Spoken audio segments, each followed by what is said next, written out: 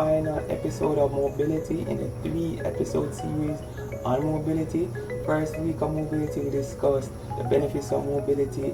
Last week we spoke about the things that can make us immobile, and this week we're discussing how to recover from becoming immobile.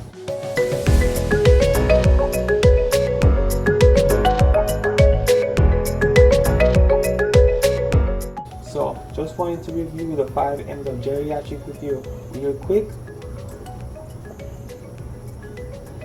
Memory and matters of the mind, how to make complex medical decisions, medications, mobility, and then what matters the most. So, for the first P, you should be able to visit www.youtube.GeriTips for those episodes that we've already completed.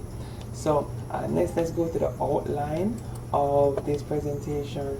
So we discussed what rehabilitation is. We'll be discussing stats, facts, and trivia as we always do. We'll be discussing rehabilitation and what it means.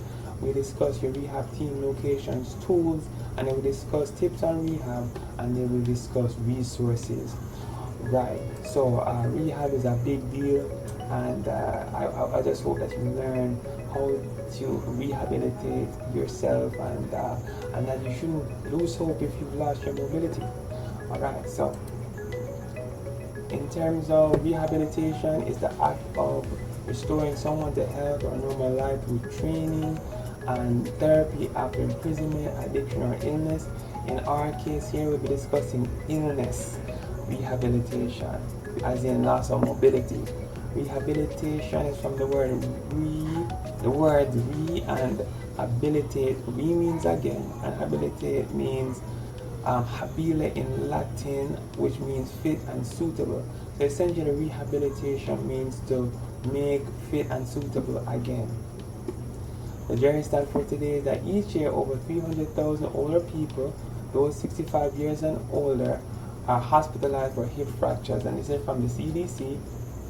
And then the Geri fact for today is that current guidelines indicate that surgery for hip fracture should be performed within 24 hours of injury, as earlier surgery has been associated with better functional outcomes, shorter hospital stays, shorter duration of pain, and lower risk of non-union, post-operative complications, and mortality. The Geri trivia fact for today is that the term stroke is said to be short for a stroke from the hand of God, and this is from StevensCountyHospital.com. Now, the most common cause of immobility, just a reminder, are arthritis, osteoporosis, hip fracture, stroke, and Parkinson's disease. So, let's talk about your rehab team. So, in terms of who could be on your team, a lot of professionals. The physical therapist, he or she is responsible for assessing your physical therapy needs and for prescribing a physical therapy treatment plan. They'll prescribe the tools needed to effect a good rehab, for example, a cane, walker, wheelchair, you name it. They'll also apply heat and cold where there are areas of pain and muscle stiffness. So, very good professionals to have in your team. They also help to restore balance. Your occupational therapist is there to assist with activities of daily living in terms of how to restore the independence in someone who has lost the ability to bathe or dress, things of that nature, things that require defined motor movements.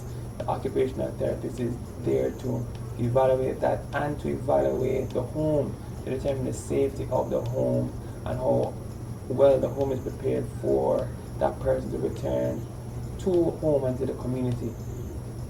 The speech and language pathology, they assessed the speech of the patient and also the ability of that patient to swallow. They're able to diagnose the cause of speech difficulty and swallowing difficulty, and they're able to prescribe a treatment plan that will help to restore speech and safe swallowing. The case manager is there to identify resources that will assist the patient to return to the community after becoming immobile. The nurse is there to be the eyes and ears for the providers, such as the physician, the nurse practitioner, the physician's assistant. They'll have that they have an oversight over the treatment plan, and also a view of medications and how they're being dispensed, and the nurse is always a valuable member of any care team. The dietitian is there to make a nutritional assessment and to prescribe a diet plan for that patient. The nurse's aide helps to assist with the activities of daily living by helping the patient to bathe, helping them to dress, and helping them with many of the other common activities of daily living. While the pharmacist is there to monitor medications and to ensure that the prescription treatment plan in terms of medication is a safe treatment plan for the patient. The orthotist is a professional who helps to evaluate a patient who has a dysfunctioning joint or limb and prescribe devices such as splints and other devices that will help to support a joint that is not functioning anatomically. The physician, PA, or the nurse practitioner are there to provide oversight of the treatment plan, while a prosthetist is the professional that helps to prescribe prosthetic limbs to persons who have amputations, while a psychologist is there to provide support to persons who may have had a traumatic psychological reaction to the events that may have caused the immobility, and is helped to support the patient through rehabilitation. So these are your professionals who assist in rehab. Now, in terms of rehab locations, depending on your insurance, depending on what therapy needs you have, there are different options in terms of where to receive your rehab. So, one of the first places that you might hear about when you're in the hospital is acute rehab. Persons who may qualify for acute rehab are persons who may have had a hip fracture, or who have had a recent surgery, or who have had a recent stroke and they are stable. Acute rehab is for persons who are able to withstand 3 hours per day of intense rehabilitation 5 days a week. And that type of intense rehab early is good because it helps to ensure a quick return to the community.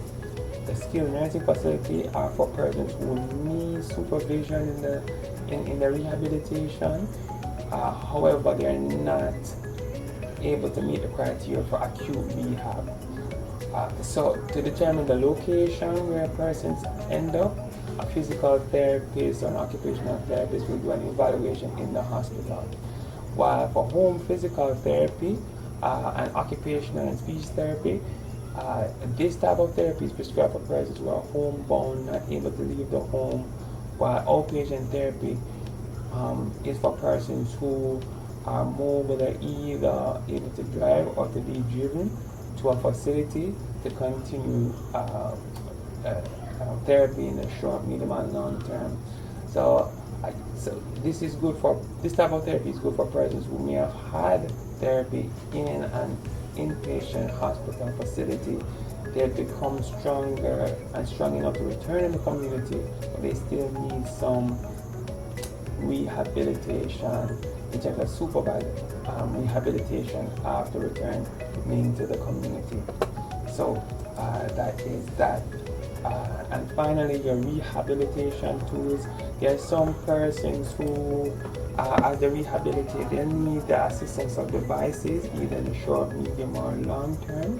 So this is a list of the devices and the types of patients who may benefit from these devices. So the first device is the straight cane. This is good for persons who have severe arthritis in the knee or hip. The quad cane is good for patients who have limb weakness from a stroke. The pickup walker is good for persons who have had a hip fracture or one-sided amputation. For the two-wheel walker is appropriate for persons who have a history of deconditioning, total joint replacement or Parkinson's disease. A manual wheelchair is for persons who are unable to walk, or they have cognitive impairment or low-level spinal cord injury. While a power wheelchair is suitable for persons who have had a neurological condition such as multiple sclerosis, high-level spinal cord injury, ALS, or multiple limb amputations. And 7, a scooter is for persons with heart and lung disease so severe that they are unable to walk anymore, even at home. So in summary, mobility is the best medicine. If you were to buy the mobility and prescribe it to everyone in the world, that would be the most effective medication ever prescribed. Stay mobile. Lifelong is important, as healthy habits can keep you mobile along as you have habits where you're keeping active every day. You're standing and not sitting for a long time. You're standing more than you're sitting. You're exercising 30 minutes a day, 5 days a week. These are the things that will help to keep you on your feet. If you come off your feet for a prolonged period, your muscles get weak and then it's harder to rehabilitate. And then the best rehab is early rehab. So thank you for your time, my friends. And this is the end of mobility. So these are some resources that can help you to learn more about rehabilitation, healthinaging.org, the Center for Disease Control and Prevention, and the National Institute of Aging. And thank you for supporting GeriTips. Between episodes, find us on Instagram, TikTok, Facebook, and as you know, you could find us on YouTube, and you could follow us even in between episodes to look at our previous episodes. And I thank you for your time. Alright, so have a good day, and we'll see each other next time. Bye